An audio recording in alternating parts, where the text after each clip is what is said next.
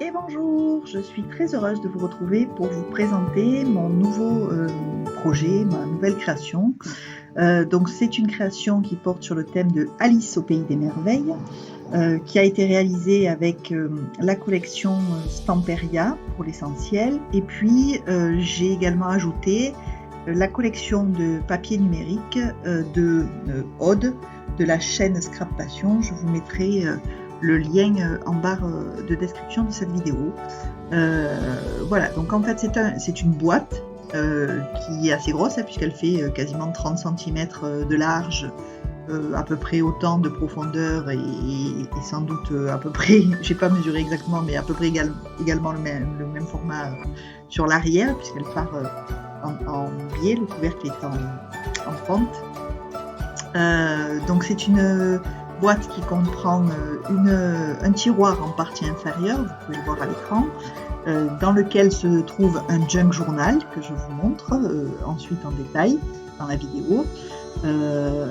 Junk journal sur lequel on reviendra plus en détail. Et puis sur la partie supérieure, donc lorsqu'on relève le couvercle, on a un compartiment qui contient un album photo pop-up, un couvercle qui contient des cartes et des tags sur lesquels on peut indiquer des choses ou mettre des photos, des petits livrets photos supplémentaires et une petite boîte où il y a le chapeau du chapelier fou qui se soulève et qui peut servir de petit compartiment secret. Donc voilà, vous voyez là je soulève la petite boîte et donc dessous on peut y mettre des petites choses si on veut cacher, notamment si c'est pour une chambre d'adolescent par exemple, ça peut être sympathique. Donc on a un coffret qui est assez important effectivement en taille, dans lequel donc on va trouver dans le tiroir un junk journal. Donc le junk journal, vous allez le voir un peu plus loin dans la vidéo, c'est un junk journal en format à peu près A5 qui comprend donc 5 livrets dont la reliure est cousue. Et chaque livret contient une vingtaine de pages, ce qui fait un journal de pas loin d'une centaine de pages, auquel s'ajoute toute une série de tags, de cartes, de pochettes, d'enveloppes pour y ranger des choses. Donc c'est un junk journal qui est assez important, sur lequel j'ai mis sur le côté, vous le voyez là, un petit bijou d'album. L'arrière est simple de façon à ce qu'on puisse le poser sans problème sur une table pour écrire. Et la fermeture, donc c'est une fermeture par chaînette sur laquelle sont suspendues plein de petites breloques sur Alice, donc des petits lapins, Alice, la théière, etc., etc. Sur la couverture, vous avez une double page où vous pouvez mettre une photo et puis donc plein de choses à cacher à l'intérieur de ce junk journal.